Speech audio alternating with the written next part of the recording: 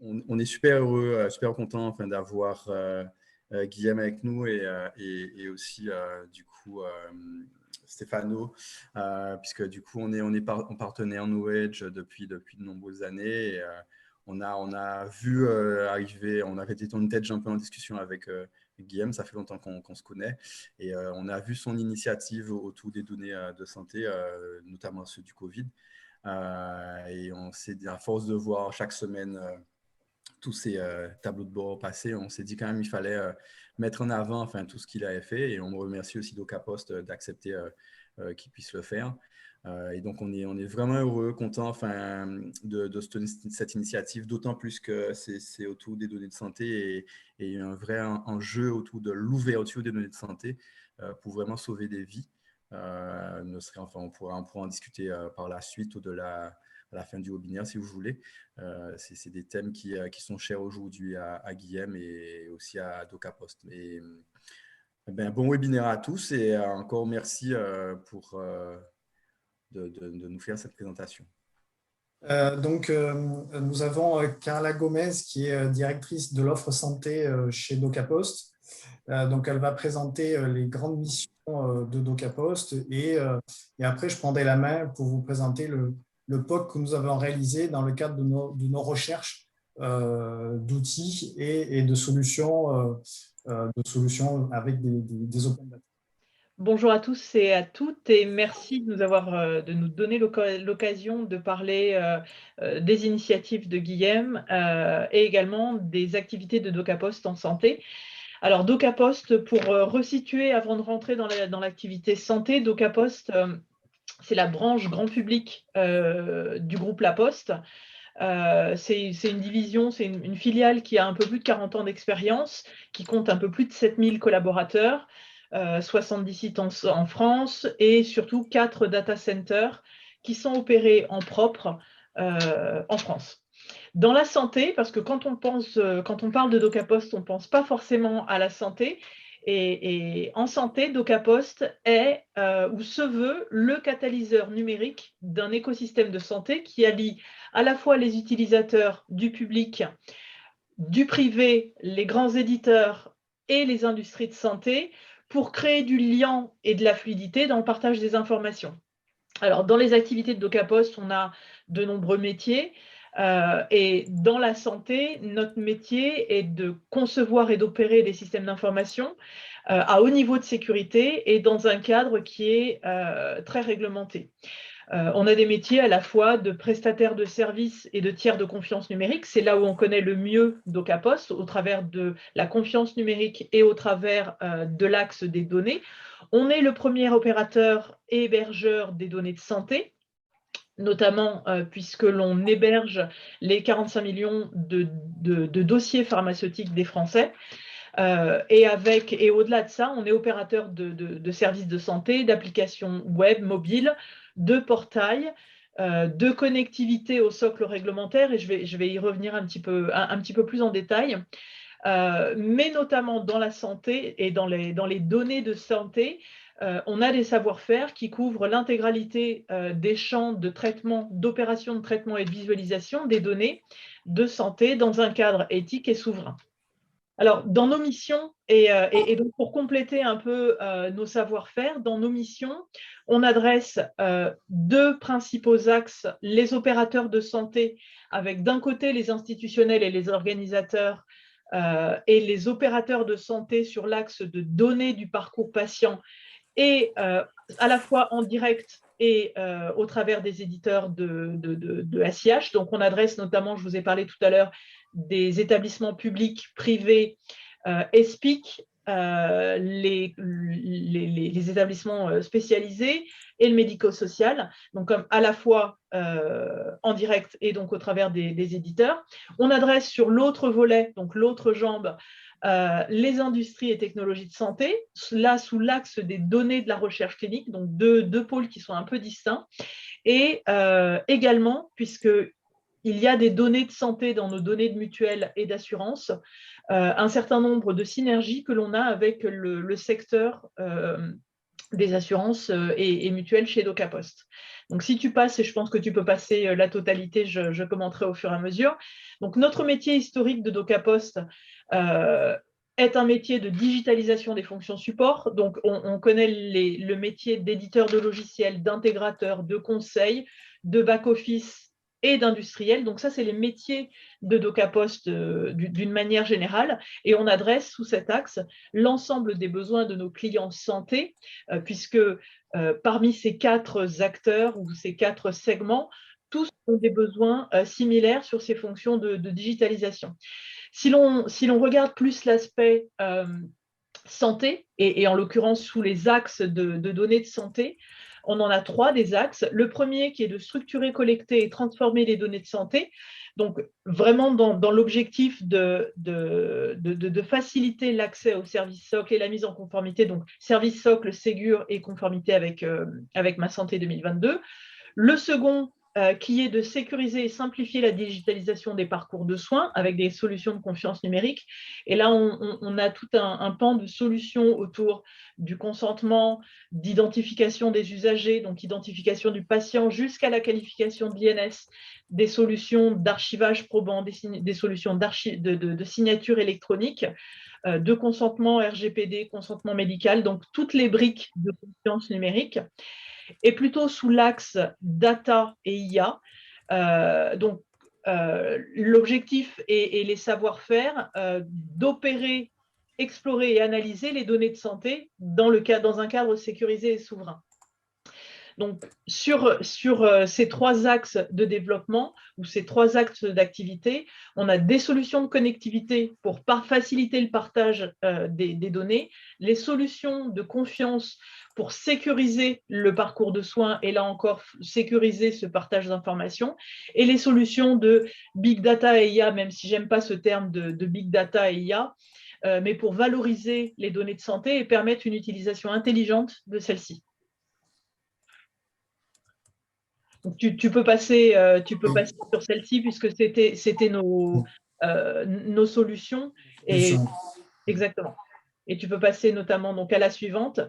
Là encore, quand on parle de DocaPost et quand on parle de DocaPost en santé, on ne pense pas forcément au savoir-faire et on a de très nombreux savoir-faire en data chez DocaPost, et notamment au travers, alors je vous ai parlé de l'hébergement de données de santé et on parle de plateformes d'hébergement de données et d'hébergement et d'entrepôts de données de santé, mais on a également des savoir-faire et notamment 350 experts dans le groupe experts data et IA, avec des filiales ou participations dans des entreprises, notamment avec Open Value, Softeam Data, Probayes, Agoria Santé, qui est un consortium de partage d'informations, et une participation dans Adobis Group, qui est un de nos partenaires sur l'exploration et le traitement des données. Et je vais passer la main à Guillaume, qui va parler du POC qu'il a fait sur le début de cette année et qui va nous faire une présentation. Merci Guillaume. Merci Carla. Donc je vais passer rapidement là sur le POC qu'on a monté. Et je voulais revenir sur les open data, qui sont des données qui sont libres, accessibles à l'usage du grand public. Et une petite question que j'avais posée, je me suis dit à quel moment on a des open data en santé. Eh bien, depuis 2019, les open data en santé sont présents à travers les dépenses de la sécurité sociale. Donc, je vous ai mis le lien là-dessus. Et d'autre part, depuis quand on a une ouverture beaucoup plus large par décret de ces données de santé. Donc, il y a eu plusieurs amendements, plusieurs décrets qui ont été mis sur la table. Etalab a créé la plateforme data.gouv.fr. Et ensuite, au fur et à mesure de l'avancée et des technologies qui ont émergé sur l'exploration des données, et au fur et à mesure, on a eu la création du SNDS, on a eu des créations et des interopérabilités entre les différents systèmes de l'État. On parle bien des open data en santé qui viennent des gouvernements. Aujourd'hui, on a une foultitude de données. Et ce qui s'est passé lors de la crise sanitaire, c'est que, évidemment, les données de vaccination, les données d'hospitalisation, toujours anonymisées, ont été mises à disposition pour l'ensemble des acteurs industriels. Donc, pour le POC qu'on a réalisé, on a pris un certain nombre d'éléments à partir des open data, et notamment, on s'est basé sur des données de vaccination. Et à travers notre recherche d'outils sur ce POC, on a utilisé Knowedge sur le volet DataVis. Donc, je vais basculer là sur mon écran pour vous présenter le POC qu'on a réalisé. Donc, ce sont des données qui viennent du gouvernement au niveau de Santé publique France. Donc, c'est sur le site data.gouv.fr. Je vous ai mis le lien sur les sources de données qui sont des sources de données de vaccination. Voilà. Après, si vous voulez plus de renseignements au niveau de DocaPost, n'hésitez pas à revenir vers nous, surtout sur le secteur de la santé. Carla répondra à toutes vos questions et n'hésitez pas à ce niveau-là. Donc, je vais basculer, excusez-moi, sur mon écran. Donc, ce que je disais, c'est que ces données qui viennent de sources open data, ces données ont été, je dirais, récupérées et mappées dans des bases de données pour, in fine, utiliser un outil qui est une suite décisionnelle, qui est la suite Knowedge, pour faire de la DataVis, pour présenter différents graphes et essayer de comprendre à la fois les données qui étaient à disposition de la part du gouvernement et à la fois pour essayer de comprendre pourquoi les données de vaccination. Alors, il y a eu des données de vaccination, des données sur les laboratoires qui injectent les vaccins, des données sur les prises de rendez-vous, et d'autres données qui sont sur le stock de l'ensemble des doses par département. Et donc, en fait, Knowedge permet une souplesse d'utilisation de la donnée. Et donc, en fait, ces données-là sont prêtes à l'usage et sont injectées dans des dashboards. Alors, c'est des dashboards qu'on a réalisés lors du POC pour comprendre les usages de ces données-là. Mais on aurait très bien pu les corréler avec d'autres données, je ne sais pas moi, des données environnementales, des données qui sont toujours aussi en open data, et ce qui permet de gérer des graphes et de comprendre et de faire du data storytelling sur un ensemble de données. Par exemple, si je prends au mois de juillet le discours d'Emmanuel Macron sur la vaccination et le pass sanitaire, c'est à partir de là, on s'est aperçu que les courbes bougeaient. Et donc, en fait, avec simplement des open data, on peut observer des comportements et on peut observer la manière dont ces courbes-là ont bougé. Et surtout en santé, quand on parle d'open data, on peut aussi faire des études qui sont des études qui peuvent être assez complexes, notamment sur des corrélations, sur les prescriptions des médicaments, à l'usage des problématiques de système nerveux corrélées par exemple avec les accidents de la route. Donc c'est ce que j'avais fait aussi sur le POC. Et on reste aussi sur ce monde où la donnée, elle appartient aux citoyens. Et comme cette donnée-là appartient aux citoyens, du coup, on aide aussi l'ensemble du secteur de la santé à améliorer et à proposer des analyses prédéfinies, prémâchées, effectivement par un industriel tel que DocaPost, qui permet d'aller au-delà de l'information qu'on donne via les médias. Donc, le POC était réalisé dans ce but-là. À la fois, donc là, on a les données qui sont des données par tranche d'âge sur les vaccinations, sur la 3e dose, parce qu'à un moment donné, le modèle de données a changé, parce qu'il y a eu l'injection d'un champ supplémentaire sur la 3e dose. Et également, on s'aperçoit que le gouvernement a tâtonné au départ sur l'émission de ces données. Le modèle n'était pas tout à fait cohérent. Et il a fallu au fur et à mesure s'adapter pour sortir des graphes qui sont maintenant cohérents. Par exemple, il y avait il manquait des tranches d'âge, par exemple.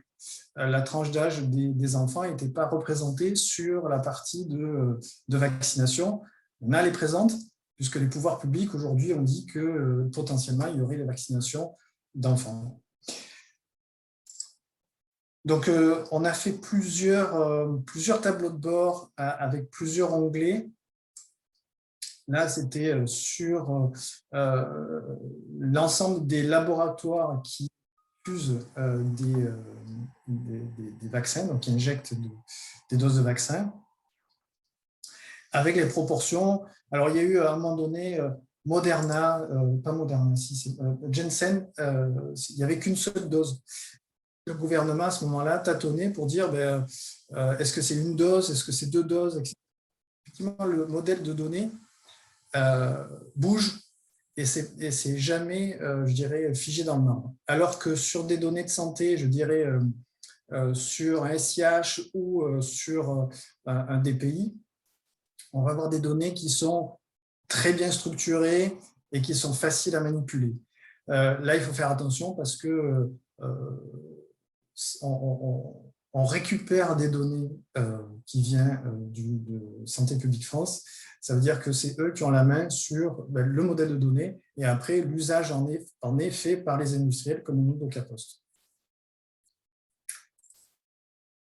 Donc après, là, c'était pour voir les stocks. À un moment donné, le gouvernement parlait de stocks de données, de vaccins, parce qu'il y avait une pénurie. Et donc, dans le POC, on s'est dit il faut qu'on aille au-delà du simple fait de prendre des données et de les mâcher et de les présenter. On va essayer d'analyser un petit peu dans les dashboards comment on pouvait les retranscrire.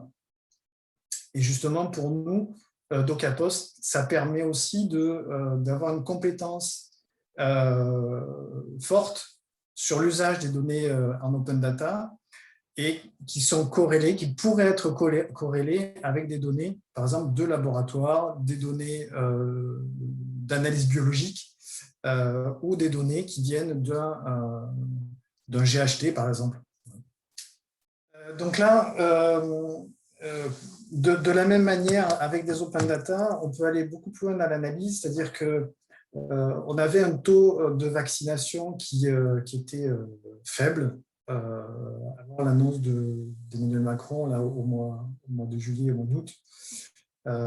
Même avant qu'on lance la vaccination, au sens presque obligatoire, les taux étaient très faibles et notamment on avait des taux très faibles sur les territoires d'outre-mer. Et donc le fait de prendre des open data et de regarder plus précisément les vaccinations et les taux de vaccination, on s'est aperçu que des départements qui étaient au-dessus de la moyenne nationale et des départements qui étaient en dessous de la moyenne nationale. Donc, ce qui permet vraiment d'analyser de manière visuelle ces données-là et d'autre part de comprendre qu'avec une donnée fournie par le gouvernement, on peut vraiment comprendre une population, comment elle réagit, et ensuite peut-être avoir des éléments décisionnels, que ce soit au niveau territoire ou simplement au niveau des pouvoirs publics. Alors, je vais réouvrir.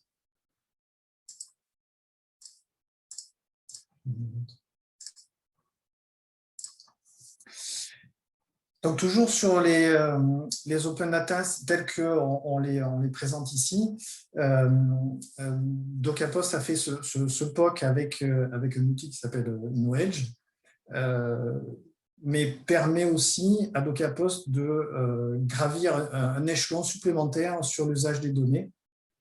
Et cet échelon supplémentaire, Carla l'a bien expliqué tout à l'heure, c'est que DocaPost a une foultitude d'assets qui permettent de gérer les parcours des patients en santé et donc de permettre de corréler un ensemble de data lakes qui sont représentés via des graphes.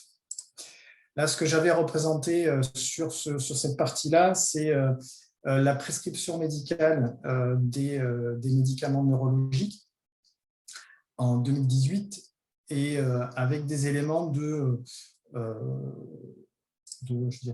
filtrage. Voilà. Si je prends par exemple les antiparkinsoniens,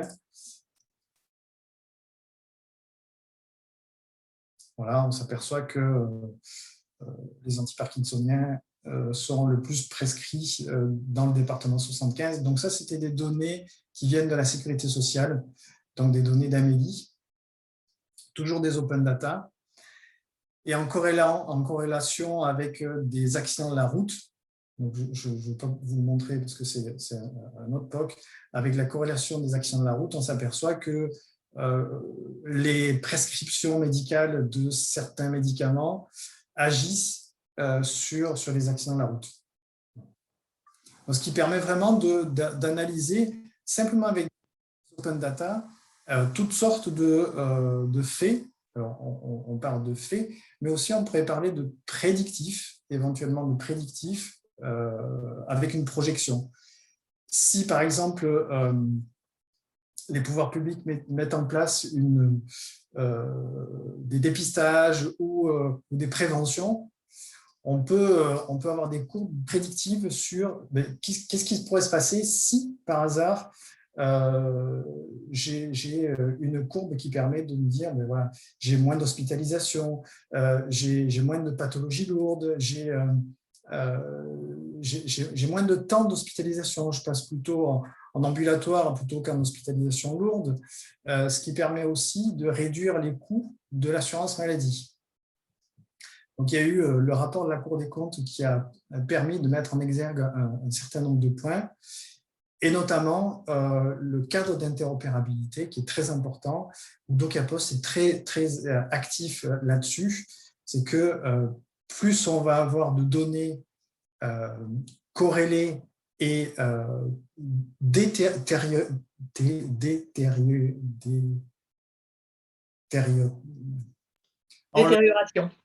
Voilà, merci. D'enlever les territoires, ce qui permet à un patient d'être opéré dans un GHT et d'avoir un cadre d'interopérabilité commun avec d'autres GHT, de lui permettre d'être mieux pris en charge sur des pathologies lourdes. Alors, je parle bien toujours de pathologies lourdes, hein, ce n'est pas un rhume ou une opération chirurgicale, et encore. Et donc, d'avoir son dossier patient qui va lui être partagé sur l'ensemble des acteurs de la santé. Et c'est pour ça que DocaPost est vraiment un acteur important là-dessus, parce qu'on est au cœur du centre de santé, enfin du service de santé, à la fois sur la sécurité, l'hébergement, et à la fois sur le cadre d'interopérabilité qui est donné par l'ANS.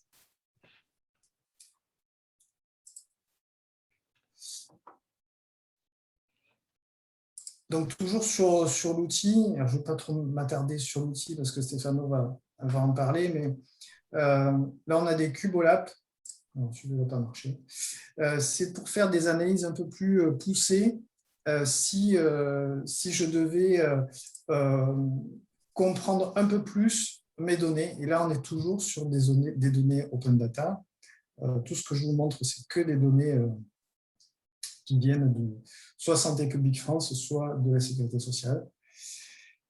Et donc là, on a la possibilité de naviguer, explorer, forger la donnée et rentrer dans le détail. Là, si je prends par exemple les anti-allergiques pour les hommes, il y a eu 167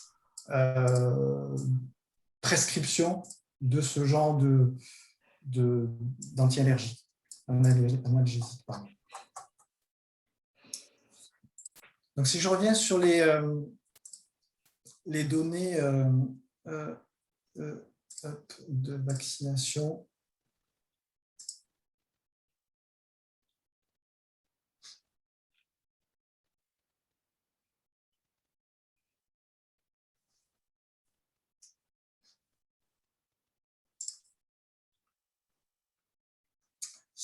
donc toujours pareil dans le POC, le gouvernement parlait dès l'ouverture de la vaccination en France de centres de vaccination. On s'est aperçu que les centres de vaccination, avec les open data, on a la longitude et la latitude de chaque centre de vaccination, ce qui permet de les positionner sur des cartes et après de comprendre s'il y a des déserts médicaux. Alors là, c'était des centres de vaccination, donc ce n'était pas tout à fait un désert médical, mais on pourrait très bien, toujours à travers des open data, montrer les déserts médicaux tels qu'ils sont présentés avec des positions de latitude et longitude. Sur la partie rendez-vous, donc là, sur la partie 3e dose, il y a eu un pic, donc on a entendu avec Doctolib qui a été pris d'assaut sur les prises de rendez-vous. Et ce sont là, le graphe que vous voyez, ce sont que des données open data sur les centres de vaccination et non pas sur les prises de rendez-vous en officine ou en médecine de ville. Donc, c'est uniquement sur les centres de vaccination. Le reste, en officine et en médecine de ville, sont des données, je dirais, privées qui sont liées aux industriels, tels que des médecins de ville, je ne parle pas d'industriels, pardon, excusez-moi, mais aux libéraux, et aux professionnels de santé qui sont les officines. Donc là, on a toujours des open data. Si les données sont fournies par les médecins de ville, elles sont auto-alimentées dans le modèle open data. Sinon, elles ne sont pas présentes. Donc, les rendez-vous que vous voyez là, ce sont des rendez-vous uniquement sur des données open data.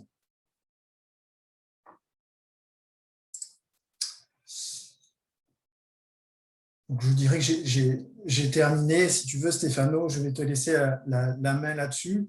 Voilà, n'hésitez pas à revenir vers nous, à la fois sur le travail qu'on a réalisé sur ces données-là, puisque elles sont ouvertes, hein, ces données sont ouvertes. Par contre, là, le POC qu'on a réalisé, c'est un POC qui a pour usage de vraiment comprendre la donnée telle qu'on pourrait la traiter chez DocaPost.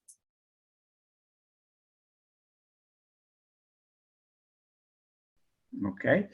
Dans les résultats, je vois que donc il y a une utilisation en majorité de logiciels comme Tableau. Quelqu'un utilise aussi Noage et il y a aussi qui n'utilise aucun de logiciels de BI ou de logiciels que nous avons proposés dans la question. Et concernant la deuxième question sur les données ouvertes, c'est bien sûr la France qui est le pays le plus performant en matière d'open source. En effet, considérant l'Observatoire des données ouvertes en Europe, l'Espagne, qui quelqu'un a répondu, en effet, est enregistré dans le même cluster, je dirais, que la France. Donc, le cluster le plus performant. Hein. Il y a l'Espagne, la France, la Pologne, si je rappelle bien, l'Estonie, l'Ukraine. Et l'Italie vient juste dans le deuxième cluster. Et ici, par exemple, en concernant les données de la pandémie, initialement, on avait publié beaucoup de données, mais dans un format qui était peu exploitable. C'était notamment du PDF, et des volontaires, avaient pris les PDF, ils avaient scansionné pour fournir des données plus exploitables. Et ensuite, avec une sorte de pression sur les organismes gouvernementaux, la protection civile avait publié régulièrement des données au format exploitable par des machines et avec une licence ouverte, parce que ça, c'est un enjeu aussi assez important, parce que même si les données ouvertes sont bien exploitables, si la licence ne vous permet pas de faire des manipulations ou des distributions ou aussi de construire du business autour de ces données ouvertes, ça peut poser des problématiques quand même. Et ensuite, en ce qui concerne les données sur la vaccination, la distribution, la publication de ces données a été fournie dans ce cas, pas par la protection civile, mais par l'Agence gouvernative de l'innovation digitale. Donc, c'était un organisme plutôt lié à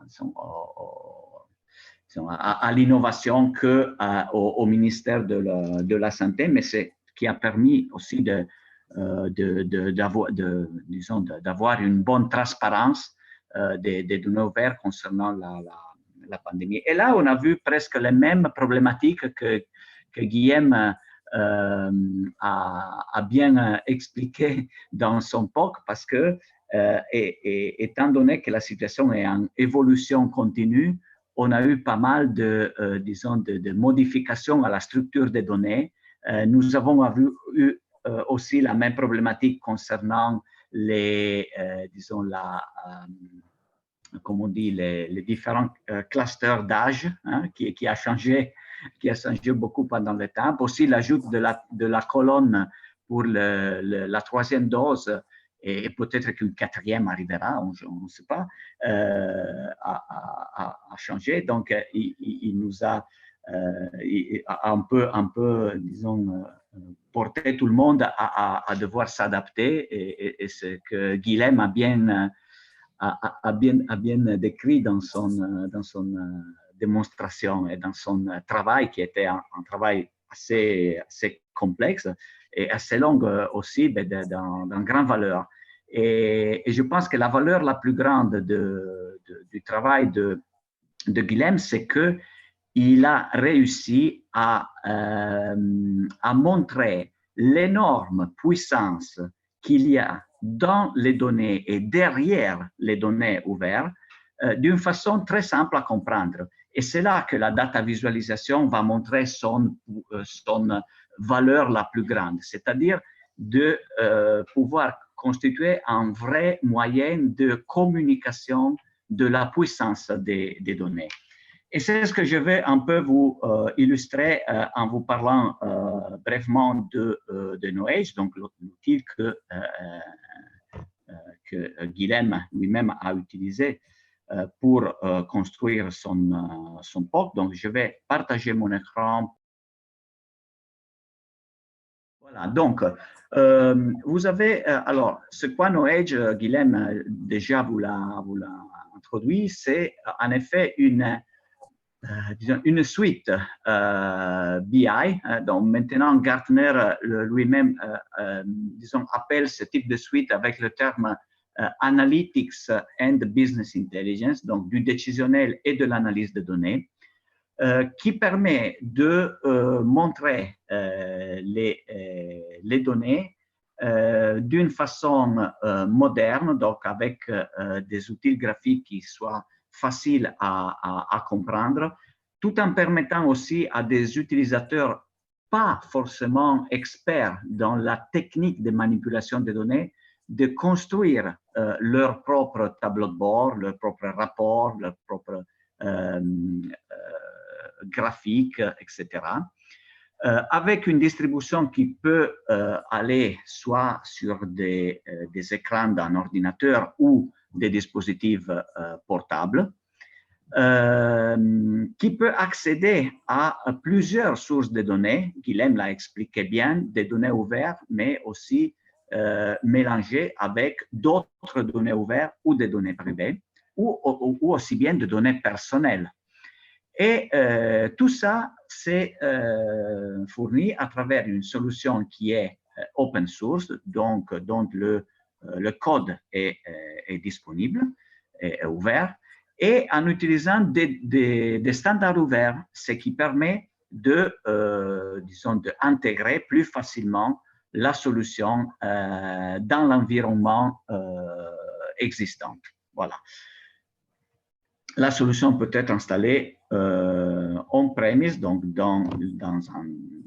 directement dans l'infrastructure d'une organisation ou d'une compagnie, ou en cloud. Voilà quelques exemples disons, de visualisation de données qu'on peut faire avec Noage, des rapports standards ou des dashboards, des Cubolab, etc. Vous avez vu des exemples vraiment très jolis dans la démo de Guilhem. Donc, c'est toute la puissance de Noage. Je pense que dans le POC de Guilhem a été utilisée au moins au 80%. Et il permet de faire du data mashup, donc de mélanger, par exemple, des représentations graphiques sur des cartes géographiques avec des tableaux de données ou d'autres graphiques, et qui permet aussi une customisation fine disons, de la façon de visualiser les données. Et un aspect assez important, c'est que tous ces outils que vous retrouvez, ces outils de représentation graphique que vous retrouvez dans la suite, sont insérés dans un environnement qui gère d'une façon transversale la sécurité des données, l'autorisation, et tous aspects qui concernent je dirais, la validité, la confiance des données, de manière que, en tant qu'utilisateur final, je puisse accéder aux données selon ce qui est disons, mon rôle ou mon degré de visibilité. Voilà, donc j'accède aux données pertinentes. Ça est permis par un concept qui est central dans Noage, c'est le concept du dataset universel. Un dataset, c'est une représentation de données, une représentation bien sûr exploitable et qui peut être manipulée. Le dataset est construit soit avec un accès direct aux bases de données, et là, il y a plusieurs bases de données qu'on peut interroger, soit des bases de données traditionnelles de type SQL ou aussi des bases de données non SQL, comme du MongoDB, par exemple, du Cassandra, etc., où on peut accéder à des données qui sont restituées par des services REST ou à des fichiers, etc. Soit on peut construire ce dataset à partir d'un métamodèle. Et le métamodèle permet aussi à des utilisateurs qui n'ont pas les compétences techniques pour interroger une base de données de construire leur propre dataset. Mais indépendamment de la façon de construire ce dataset, donc soit qu'il s'agisse d'un dataset de type technique ou d'un dataset construit par un utilisateur métier, la façon de présenter les données, comme vous l'avez vu dans la démo de Guilhem, à partir d'un dataset, c'est toujours la même. Donc, c'est complètement transparent de ce point de vue. Maintenant, je vous parle disons, de nouveautés qu'on a introduites avec la version 8 de Noage, qui est sortie au mois dernier. Disons que dans les nouveautés les plus importantes, il y a la possibilité, disons, une amélioration continue de la possibilité de customiser la présentation des données. Vous avez vu l'utilisation, par exemple, du widget HTML et CSS dans la démo de Guilhem, tous les indicateurs qu'il y avait en haut des différents tableaux de bord ont été construits en utilisant le widget HTML. Et dans la version 8, une nouveauté assez importante, c'est que on peut construire des librairies graphiques pour faciliter disons, la construction de tableaux de bord. Parce que cette librairie va présenter un effet de template qui vont faciliter la construction de pas mal de représentations graphiques. Et de l'autre côté, une nouveauté très importante, qui c'est une évolution de quelque chose qu'il y a déjà dans les versions précédentes, mais portée à un niveau encore plus riche et exploitable, c'est la possibilité d'injecter du code R ou Python dans les analyses de Knowledge. Et ça, c'est très important parce qu'il va permettre d'enrichir la plateforme Knowledge avec des fonctionnalités, par exemple, prédictives, qui sont propres de langages comme R ou Python. Et le fait d'utiliser, disons, du prédictif avec R ou Python dans une solution complète comme Knowledge, c'est important parce que là, on va utiliser tous ces types d'analyse dans un contexte où les données sont déjà bien qualifiées, consistantes et bien sûr liées entre eux. Donc ça, c'est un peu l'importance. Et OK, donc d'un côté, on peut construire notre propre librairie de widgets customisés, et de l'autre côté, on peut construire un catalogue de fonctions, par exemple, de fonctions prédictives ou de fonctions, disons, d'analyse avancée, construits avec des langages comme Python ou R, mais utilisables au sein de toute analyse qu'on peut construire et délivrer avec Knowledge. Voilà.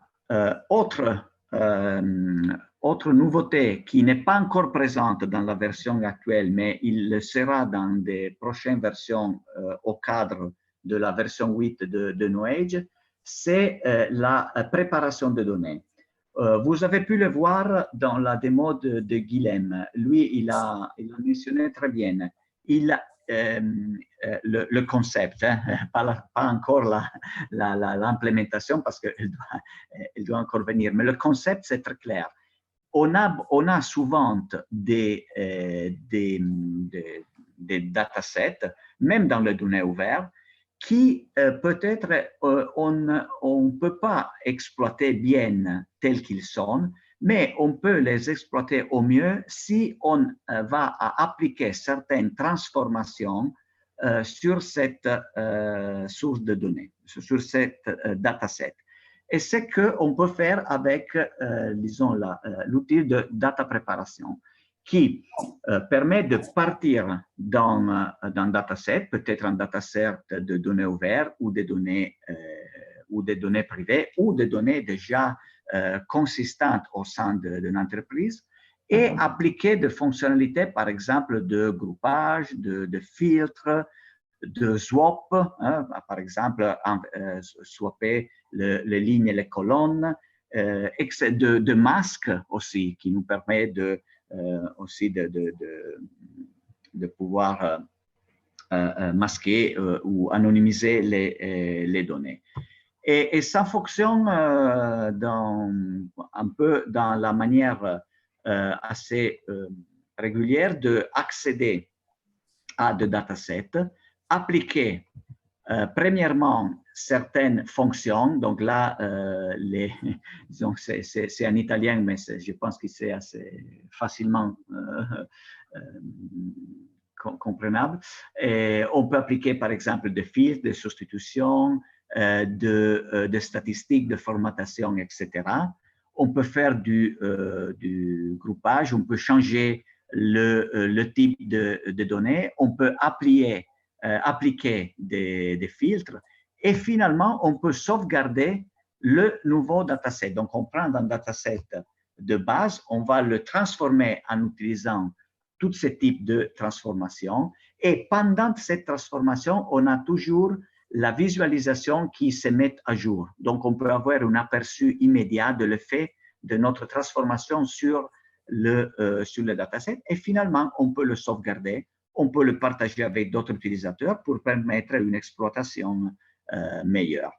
Attention, tout ça ne va pas remplacer les outils classiques de ETL. L'ETL, c'est autre chose. Il reste là pour, je dirais, pour consolider la donnée, pour construire de bonnes, disons, de bonnes data marts, de bonnes bases de données pour une analyse très efficace. Là, c'est vraiment pour, disons, une rapidité de transformation des datasets pour le rendre mieux exploitable. Voilà, donc ça, c'est ce qui verra dans la prochaine version de Knowledge. Quelques mots sur la manière où Knowledge est distribué. Knowledge, comme je vous disais, a 2 éditions. Il y a une version communautaire que tout le monde peut télécharger et utiliser. Sauf sans le support sur les logiciels, mais on peut exploiter toutes les fonctionnalités cœur de la plateforme.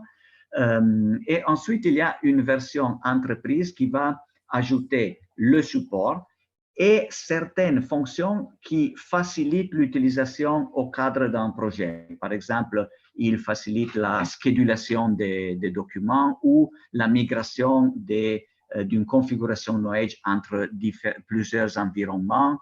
Mais les fonctionnalités, il va ajouter par exemple certaines facilitations comme par exemple la librairie de graphiques dont je vous parlais.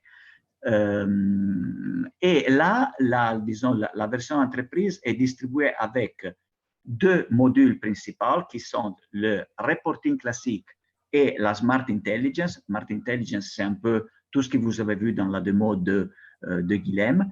Et dans la Smart Intelligence, on peut plugger disons des modules spécifiques comme par exemple le Smart Data qui permet de faire de la recherche full text en utilisant des index Solr ou Elastic par exemple. La Location Intelligence, ce que vous avez vu avec la map de la France dans la démo de Guilhem qui nous permet de faire de l'analyse spatiale. Le calcul et la visualisation de KPI et tout ce qui est les analyses avancées, donc les scénarios de type what if ou l'utilisation de R, Python et d'autres langages pour le prédictif. Voilà. Donc là, c'est disons, la manière où la version entreprise s'est distribuée. On peut construire 2 scénarios, je dirais, 2 modèles de business autour de la version entreprise de Knowledge.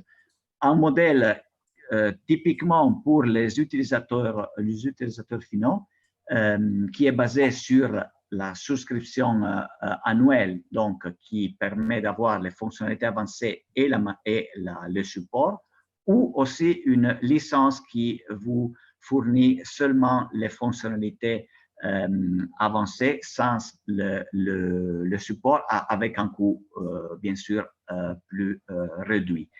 Et d'autre côté, il y a tout ce qui est l'aspect de B2B, donc construction disons, d'un business partagé entre l'éditeur et tout le réseau d'intégrateurs. Là, vous avez 2 exemples très importants. Synaltic, qui est le premier le premier intégrateur Knowledge en France depuis longtemps, et DocaPost.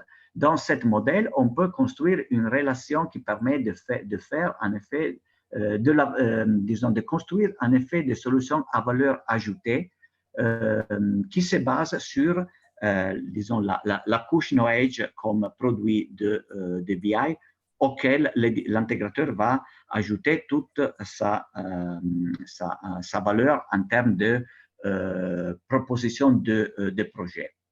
Et là, on peut construire plusieurs modèles à partir de la vente des licences au modèle par service, la possibilité de construire de verticalisation sur KnowEdge. L'exemple de la santé, c'est un des plus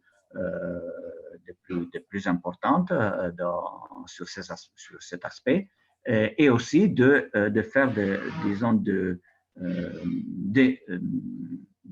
l'OEM, c'est-à-dire prendre une solution, par exemple, je ne sais pas, un CRM plutôt qu'une ERP, et ajouter les fonctionnalités d'analyse des données à travers l'intégration de KnowEdge sur cet produit, par exemple. Voilà, donc ce qui fait la différence entre la version communautaire et la version entreprise, c'est notamment la possibilité d'avoir un support, donc des services professionnels autour de la version entreprise, et avoir aussi certaines facilitations pour l'administration et la gestion de projets, et la possibilité de construire disons, ces produits à valeur ajoutée.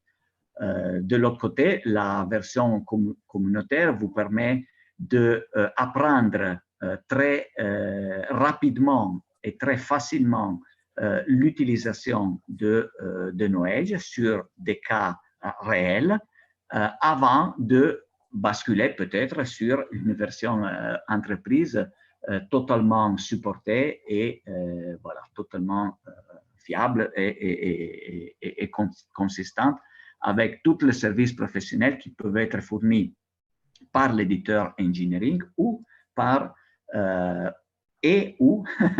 par disons, le réseau d'intégrateurs, donc Synaptic, DocaPost, etc. Voilà, le modèle de prix se base notamment sur les modules, le nombre de cœurs du serveur où KnowEdge est installé, et c'est indépendant du numéro d'utilisateur de la plateforme et de la taille de données qui sont manipulées dans le contexte particulier.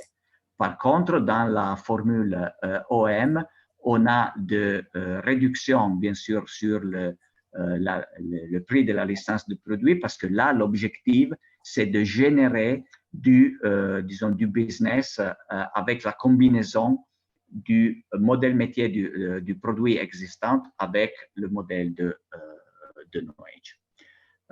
Voilà, et donc, vous avez pas mal de bénéfices à utiliser KnowEdge, soit disons, du point de vue du produit, tout ce que vous avez vu dans la démo de Guilhem, donc l'ouverture, la flexibilité, la customisation,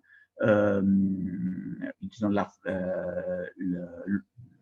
l'architecture qui permet d'exploiter plusieurs données avec un point de vue homogène du point de vue de la visualisation des données, etc. Une roadmap qui est ouverte, qui est aussi, disons, qui peut être aussi influencée par les requêtes ou les besoins des utilisateurs finaux. Et de l'autre côté, du point de vue des services fournis par l'intégrateur, par l'éditeur et les intégrateurs, le bénéfice que vous pouvez avoir sont liés surtout disons, à la rapidité de la mise en place, à la fiabilité et sécurité et possibilité aussi éventuellement de réaliser des fonctionnalités ad hoc pour vos contextes particuliers. Voilà. Voilà, pour moi c'est tout, mais vous pouvez bien sûr avoir plus d'informations et télécharger aussi le code de KnowEdge sur le site knowedgesuite.com ou rentrer en contact avec nous en utilisant les différents points de contact à partir du site, mais aussi sur les principaux réseaux sociaux ou bien sûr à travers le contact avec avec nos partenaires qui sont ici présents. Voilà, il y a ici encore quelques liens pour la documentation en ligne, la possibilité d'accéder au webinaire, la newsletter, etc. Voilà, pour moi c'est tout. Donc, je peux revenir voilà, au webinaire. Et bien sûr, si vous avez des questions, on est là pour répondre. Et déjà, je vous remercie tous pour l'attention. Du coup, moi, j'aurais quand même une question, Stefano. Côté en Italie, du coup, sur les open data, comment dirais-je, vous avez aussi, vous, réalisé d'avoir une démo autour enfin, du suivi du Covid. Donc, du coup, c'était comment dirais-je, je sais que Guillaume, il n'a pas forcément trop insisté enfin, sur l'aspect standardisation, on dira, des données pour bien les mettre enfin bien les utiliser dans nos Edge. Mais de votre côté, du coup, il y a cet effort de fait aussi en Italie? Oui, et en effet, dans le site de Knowedge lui-même, vous trouvez juste des exemples de dashboard sur la diffusion du Covid.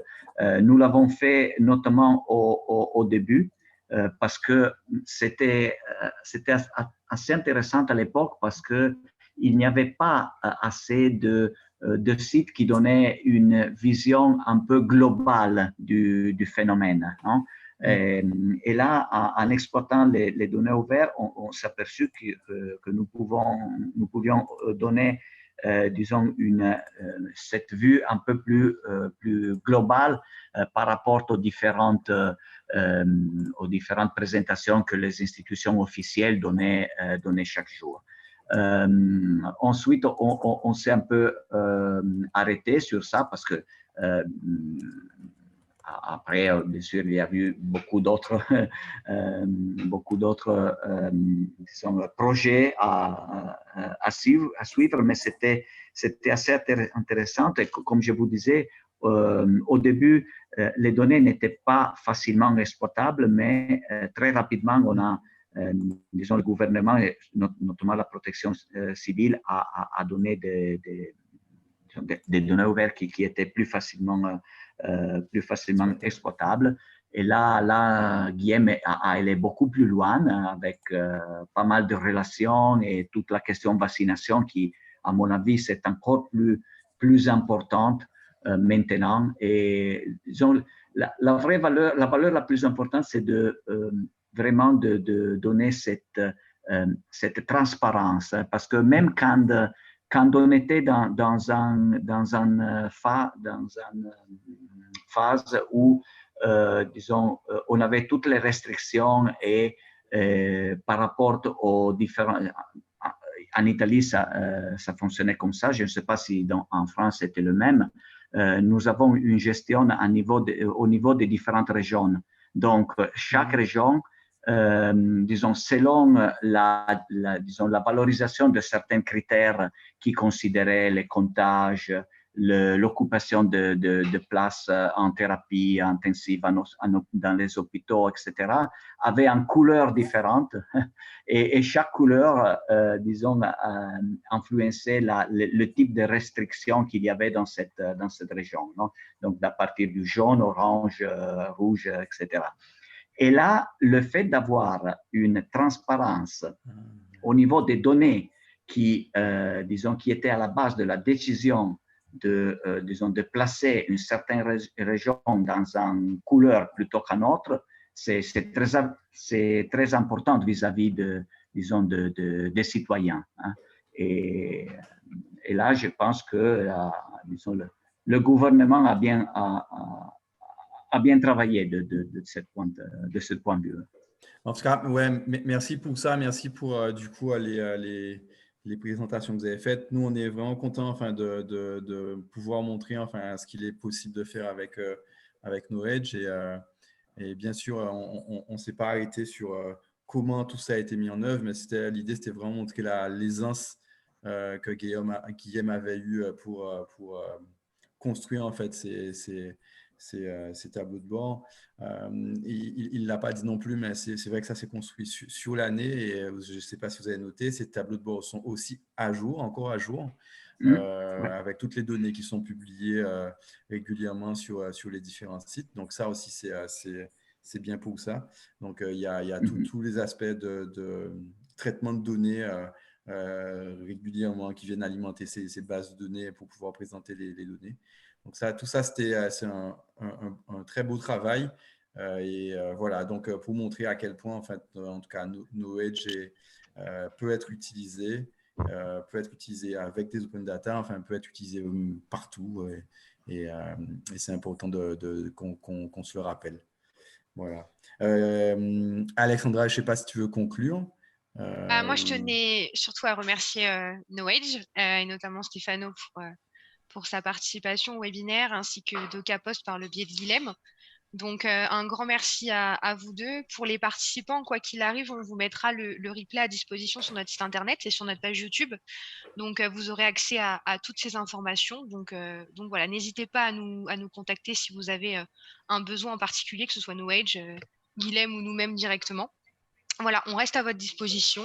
Et voilà, si vous n'avez pas forcément d'autres questions, on pourra clôturer le webinaire. OK. Parfait. En tout cas, merci beaucoup si pour vous avez... Ouais. Oui, pardon. Merci beaucoup pour cette occasion de présenter DocaPost et la manière dont on gère les données de santé chez DocaPost.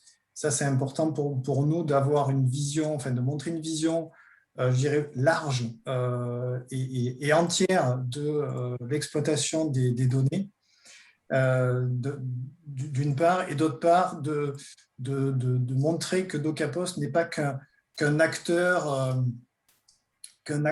je dirais, sous-jacent, mais très important dans le secteur de la santé. Voilà. Merci, Guilhem. Parfait, merci beaucoup et bonne fin de journée. Merci à vous aussi, bonne journée. Merci. Au revoir. À vous aussi. Merci à tout le monde. Au revoir.